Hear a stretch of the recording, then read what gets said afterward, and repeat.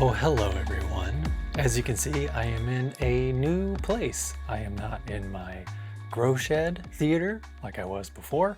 I'm not in the office, or at least the office that you were accustomed to. I'm in my new office space.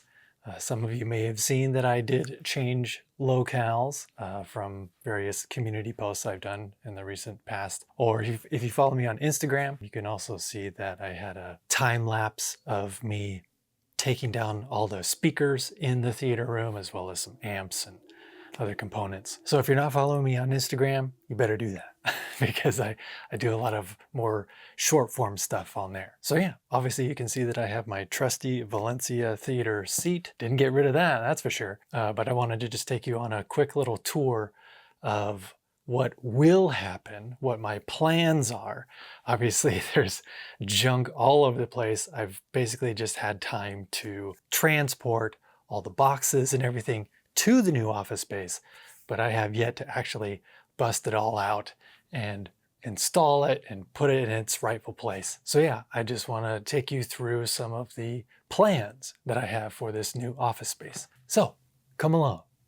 As you can see, I've got my Sony BRAVIA 8 OLED TV right here. It is on a stand. I could have mounted it on the wall, but anything that I mount, I'm going to have to patch up once I move out of this office eventually. So I'm just gonna try and keep that to a minimum. So yeah, I got this stand just for this office because I knew I wanted it to be a little bit more portable and easier to break down and take down. This is going to be the setup. It's not right up against the wall yet because I want to get behind there a little bit, put some HDMI cables in there and figure out how I'm going to nicely do some cable management. So I wanted to keep it away from the wall, at least at the beginning. But once the cable management is done, I'll move it against the wall, and then I will have my front soundstage right in front of the TV, because I should be getting the Valerian Vision Master Pro 2, I believe it is, fairly soon here. But I also am going to need some sort of floor rising screen. I know I have the A-wall floor rising screen, but that is made for ultra short throw projectors. And if you didn't know, ultra short throw projector screens are different than long throw projector screens. And the Valerian Vision Master Pro 2, and honestly everything that Valerian makes, are long throw and more traditional projectors for your home theater. Because another reason I won't be able to use the A-wall projector screen that I already have is because it's honestly too long for this space. From this wall to this wall, it's just a little bit more than 9 feet. It's about like 9 feet 3 or 4 inches, something like that. It would have to be a little bit at an angle, which is not ideal, so that would be silly. Because all in all, the A-wall projector screen diagonal measurement is 120 inches. But I can fit a 110-inch screen. So I'm reaching out to a couple companies because the other factor that I want in this projector screen is that I want it to be acoustically transparent or perforated, whichever term you want to use. So that way I can have my front soundstage behind the screen like a true cinema space. I've never been able to do that before because I've never had the right kind of projector screen. I've never had the right kind of setup. I've always just relied on a TV when it comes to my actual dedicated theater space. So yeah, I am really looking forward to getting that true cinema experience once and for all, and just kind of sticking with the front soundstage, or at least what all is going to go here at the front. Starting off right off the bat, I'm going to be testing out the difference between the Sony AZ3000ES receiver that I had many, many months ago, that I also have already done a review on my channel. But a few weeks ago, I got an AZ7000ES, their flagship model currently, because the main difference between those two is that the 3000 does not have a full set of pre-outs and the 7000 has a full set of pre-outs. There's also some other features that I wasn't aware of. Maybe I just kind of skipped over or glossed over it when I was just looking at the features, months ago. But when I actually got the 7000 ES, it made me want to look it up again and see what it's all about. And yeah, there's a couple surprise features that I'm going to talk about in my official review of the 7000 ES. So be on the lookout for that once this is all set up. And because the 7000 ES has a full set of pre-outs, the speakers themselves will be powered by some Aperion Audio Energy amps. Although I think I'm just a couple channels short of the ginormous configuration that I'm hoping to accomplish. So to kind of pick up the slack, I might either use my Stark Fiera 8 or perhaps the Emotiva XPA 5 that I also have in possession. I don't know. I'll see what goes down and how I can actually get this accomplished. But as I alluded to, I do want to have the biggest configuration that I have ever had. And that is because I finally got a Marantz AV10 processor in. I'm so excited to get that up and running. But of course, that's after I review the Sony AZ7000ES. But when that review is over, the Marantz AV10 is going to be the brains of the system, because I do have quite a few native RO3D Blu-rays and 4K Blu-rays already in possession, and also being sent to me currently that I'll be getting very soon. So my native RO3D collection is building, and this is because I want to do more Atmos versus native RO3D comparisons. So I'm very excited that 2025 will definitely have a pretty good focus on those audio comparisons, because that's just the beauty of what I'll be able to do with the Marantz AV10. Again, for the first time ever, I'll be able to have a front soundstage behind a perforated screen, or just use the TV if necessary. I will have front wides, surrounds, surround backs, and then I will have rear heights, middle heights, front heights, but also center height and voice of God right above the listening position. Now, I know not everybody needs a configuration like that, but for my testing purposes, that is why I wanted the AV10. Even though it is $7,000 for that processor, I'm telling you, you get the most bang for your buck out of all the things that it can do. Now, I don't know if you did the math while I was counting all of those speakers, ear level and height speakers, but that's 8 height speakers altogether and 9 ear level speakers. 17 channels. Can it process 17 channels all at once? No. The AV10 can only process 15 channels at once. But that's okay. What I'm so excited about is that because I can connect 17 channels all together, I can easily switch between Atmos and native RO3D without having to disconnect anything or mess with any connections or wires whatsoever. I just get it all set up initially, and the processor does the rest. If it notices a native RO3D mix, boop, boop, boop, boop, boop, it just takes that into account. And I have a full 13.1 RO3D mix. Because previously the biggest configuration I was able to do was a 10.1 RO3D configuration. So I'm really excited to be able to witness just what a full 13.1 RO3D mix can do, how immersive it really is, and honestly, if you yourself should be excited about RO3D too. So many people are saying it's totally dead. They keep being bought out by other companies. Yes, but that is a strategic business move because they keep getting bought out by even bigger companies that can provide more bandwidth and more reach, more global reach. So yes, just as Technodad is the Atmos king right now, because he not only has the spatial audio calibration toolkit, and he also does EDM remixes in Atmos. So yes, he is the Atmos king right now. So I will hopefully try and be the RO3D king because Technodad and Joe and Tel and I were big fans of RO3D and just the science behind it. So I'm not going to put that label on myself just quite yet, but maybe that will eventually be the moniker that I get, just not on my own, but other people calling me that. Who knows? All right, so the other exciting thing about this new office space is that Aperion Audio was so kind to send me even more of their Theatris series speakers. Not only will this be the biggest configuration I've ever had, what I'm gonna call it is a 9.4.6 plus 2 configuration. Just because of the voice of God and the center height with RO3D. So that's what the plus 2 is. But yes, it's not only going to be the biggest I've ever had, but it's also going to be only Theatris speakers, which I've never actually had before. At one point I did have my front soundstage Theatris, but not my entire system, including the 6 height channels. Those are also Theatris. Thank you so much to Hyperion Audio for allowing that to happen. All right, so behind the camera that you can't actually see is all of my acoustic treatment panels, and boy am I glad that I made them mobile.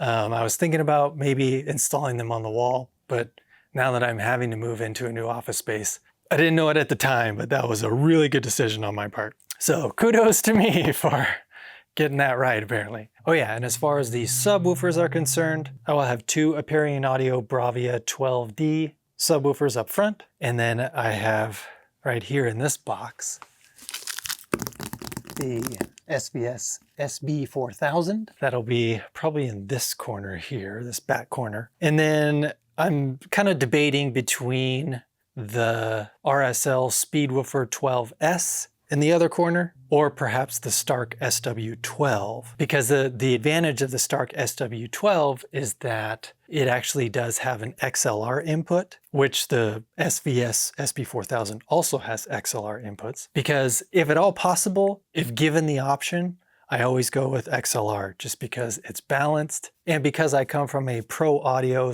/ music background, you're using XLR all the time in those cases. So I just prefer it. In this space, I really don't need too much bass, especially because I only have one seat. It's not like I'm needing to spread the low frequencies evenly across, you know, many seats and many rows of seats, whatever. Actually, let me turn this a little so we can see this a little better. Yeah, I've got some, you know, just kind of this cheap, crappy acoustic foam that I've just kind of carried with me to all the different places I've moved over the years. Because this is from when I used to actually mix music a lot after I went to audio engineering school. But I mean, it's not cheap, even though the performance is cheap, you know. This stuff definitely doesn't work for acoustic treatment in a home theater, but if you're just needing to dampen down the reflections of your voice, if it's strictly just voice, like in your vocal booth or something, sure, yeah, these work great, as long as every single inch is covered with this stuff. Because over here is my desk.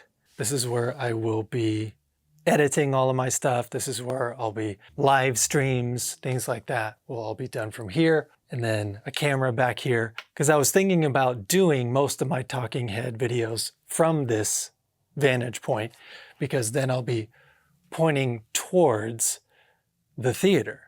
And because with a darkened theater, you know, maybe I'll put some accent lights up and stuff. It'll probably be a cool background to have with my talking heads for the future. This window right here, I'm just gonna like go to Home Depot or something, get some cheap blackout stuff that you can put on the window and then just take off, you know, for whenever I leave this office, because I want it to be as dark as possible. But this is the only window that's in this particular part of the office. I've got 2 rooms. This is the theater room / editing bay. I'll take you into the other room in a minute here. But yeah, this obviously has a door that can close. So if I'm screening a movie or something, I can shut this door and make it nice and dark. So yeah, and here's my musical keyboard that is not plugged in. It's not making any noise. But yeah, if I ever needed to do something with music, it's there. All right, so let's go into the other room real quick. It's not gonna take very long. I just wanna show you the mess that's in there, all right?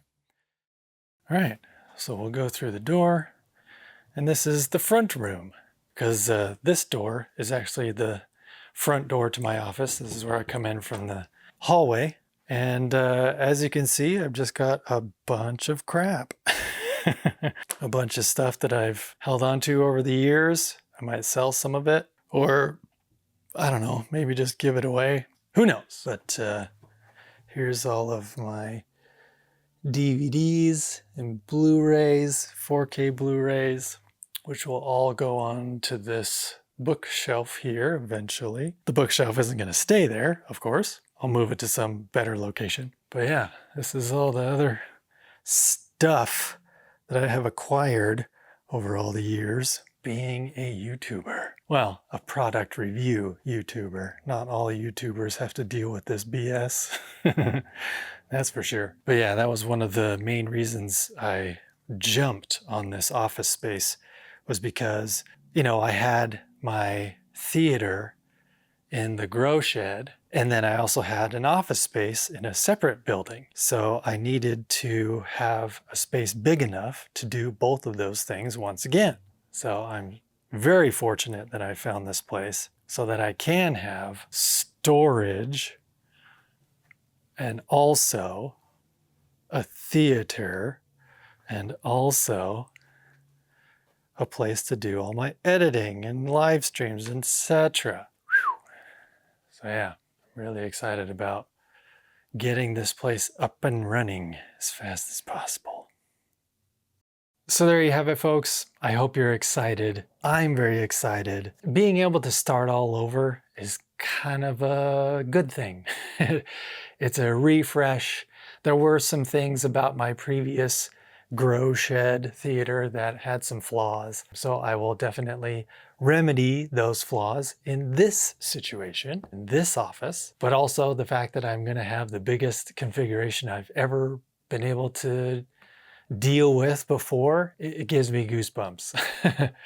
So I can't wait to get it all set up and really test out what a configuration like that can actually do, especially with the Marantz AV10 and even the Sony AZ7000ES, because both of those have DTS:X Pro. So I'm curious just how much better DTS:X Pro can put certain sounds in certain places, and just the bigger the configuration is, the more precise it can be because it is the Pro version of DTS:X. Yeah, now I just gotta get started because it's not gonna be easy. It's gonna take a while, probably a few weeks to get everything, because I had to order some extra speaker stands because, again, I've never dealt with 9 ear level speakers before, so I just didn't have enough stands. So those are on the way. Being able to plan out and put the speaker wire in inconspicuous places. Cable management is going to be another focus, because in the grow shed theater, behind the components and where all the XLRs and RCAs and HDMIs all connect was a pretty big rat's nest. So I'm definitely not going to have that happen in this place, because it's going to be a lot more open, which I'm really looking forward to. So yeah, if you're not already subscribed, you better do so, because 2025 is going to be different. It's not only going to be the biggest, baddest configuration I've ever had, but I think you're going to notice that the content that I'll be putting out is going to be more focused on movies and not necessarily just product after product after product, you know? I just love movies and I love talking about movies. So I hope that I can provide a sort of, you know, audio angle to movies that you've never thought about before, because sound design is so important. They say it's, you know, 50% of the movie. I honestly think it's even more than that, because when sound design is done well, it makes a world of difference. Yeah, that's kind of the direction I'm going to be heading, is more appreciation for sound design, and hopefully passing on that passion to you to look for more instances where the sound design is just superb, or like, oh, that wasn't as good as it could have been. Because let's be honest, sound design teams in post-production facilities do not get the love that they definitely deserve. Okay, and with that, this world is crazy as it is, so it only makes sense to be kind to one another out there. Don't just watch TV and movies, experience them with a surround sound system. And in 2025, my new ending mantra will be appreciate sound design. See you next time.